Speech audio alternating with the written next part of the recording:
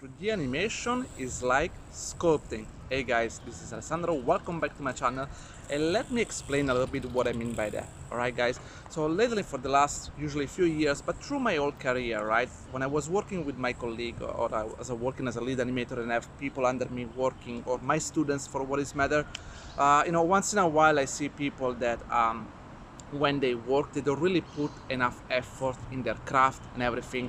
And I'm always trying to explain to them how it's really important to shape every single pose, every single frame, whatever. And I noticed this one because when I opened their file and checked their Maya file, it looked like the pose is never really appealing, or when they do a fast movement, they don't really care about making the line of action really good, making a nice pose for the finger and everything, because their mentality is, oh, doesn't really matter, this frame is gonna pass really quickly, next frame the character is already another pose, doesn't need to be that perfect.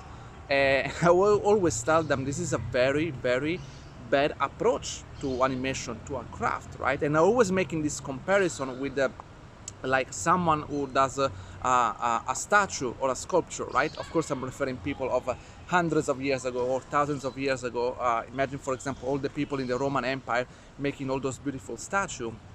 And I always tell them, do you think that when an artist back then is making a statue and is crafting and is shaping it and everything, it's gonna be like, over here, it's a little bit low, I should adjust it maybe, you know what, whatever, gonna sculpture some hair over here to cover it so people not gonna see it, right?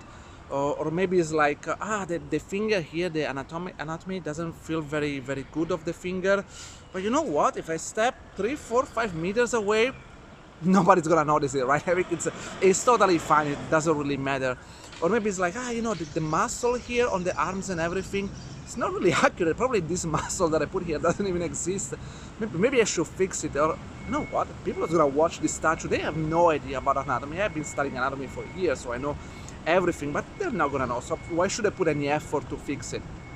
Do you think that's the mentality that contribute to create those masterpieces that we still see today and we study today?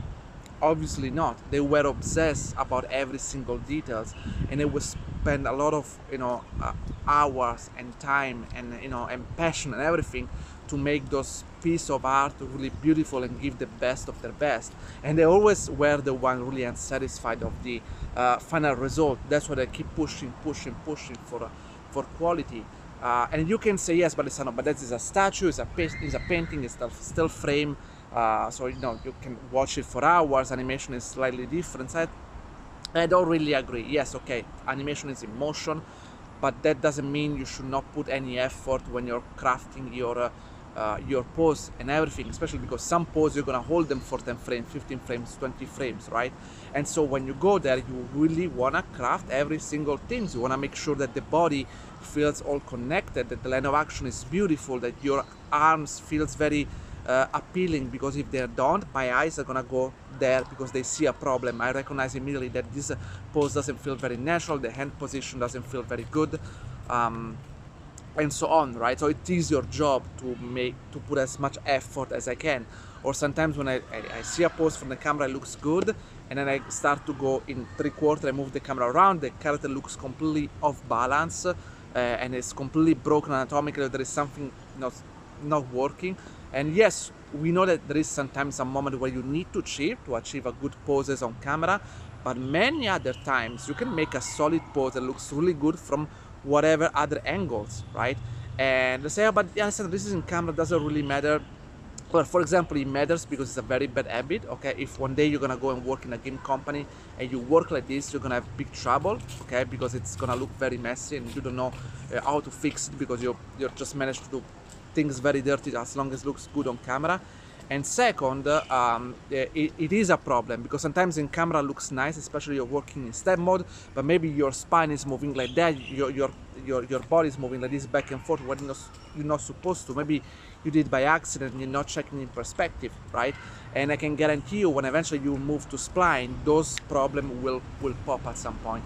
And this is simple, I can repeat it many times, guys, because you're not spending enough effort to check and polish every single pose. Okay, every time you do a pose, I do from the camera, but then I stop, I go in perspective, I look every angle, I see it's on balance, everything is connected and so on. And yes, I get it, sometimes you're in production, things need to be done very quickly and there is no time. Other times in production you have enough time to do quality, right?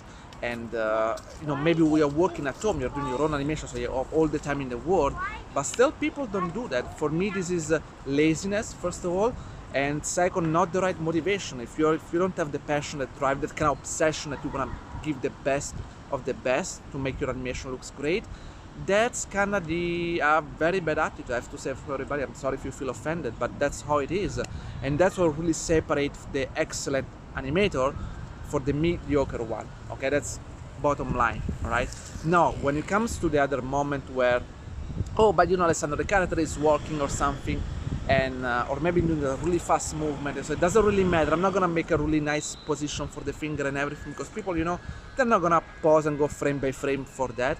Again, it's a very bad attitude and very just mentality, right? And first of all, just doesn't, because you're doing a line of action that is really fast and quick, your animation needs to look dirty, okay? Because actually, the faster is the movement, the cleanest needs to be the line of action, and needs to really perfect, okay?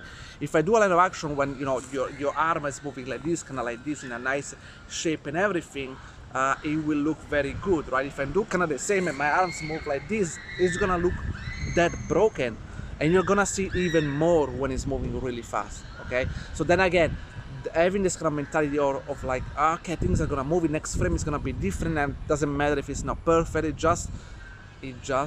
it's not a good mentality. I know I'm repeating myself, but it's something that you need to address, okay? And this doesn't mean, by the way, guys, let me clarify, it doesn't mean that you have to be obsessed about every single frame. You have to go and modify and make it perfect every single frame. Like every single frame you have to move a controller because everything needs to move. That's not what I'm talking about. Obviously, you want to care about the main key poses, right? The main breakdown and everything, the spacing. So you don't have to adjust and touch every single frame, but at least you have to check every single frame. Because sometimes the in between them by my every 1 or 2 frames, it's fine, right? There's not much needs to be adjustment. But there are other moments where you need a specific movement, specific flow that yes, you need to attach and adjust it every frame, okay? And that's how it is. And you have to be prepared for that. And if you're the kind of person, and I met people like this actually when I was working in the industry, especially when I was a senior or a mid-level, people like, oh, Alessandro, your animation, it looks so good, you are so fast, how you do that, how you do achieve this kind of quality. And I was sharing that the way I do is like, hey, I take every single controller, I go in the graph editor, and I check every single things, translate X, Y, Z, rotation X, Y, Z. I check all of them for all individual controller, and I can see that you don't do that, because as soon as you open your file, I check your shoulder, it looks messy, the graph editor, that's why you have this problem. I look at your spine and your neck, and I can see you didn't even touch them. That's the first things. And then I check the arc almost of everything, the hip, the knee, the feet, I check the arc of the upper chest, the neck, the elbow. People never check most of the time, but you can spot some problem. And when I told them this, like, oh my god, this is gonna take sometimes a lot of times, I don't want to do that, it will be just boring, I don't want to do that. Well, if that's your attitude towards animation, you should think about it, in my opinion, because that's what, I mean, if you want to push for quality, that's what people do, okay? If you don't care about it, if you don't care about quality, and you just want to work, as I told you many times, guys, for a company that doesn't really care, you're not gonna have a great career, because they're not gonna pay you well, you're not gonna do quality. I don't see personally any benefits like that, okay? And so this is my approach, this is what I wanted to share with you guys, and yeah, just want to know your opinion, what you think about it, if you recognize yourself in what I described, or you've been like this in the past, maybe now you're changed, okay? Let me know, and see you next time. Ciao, guys.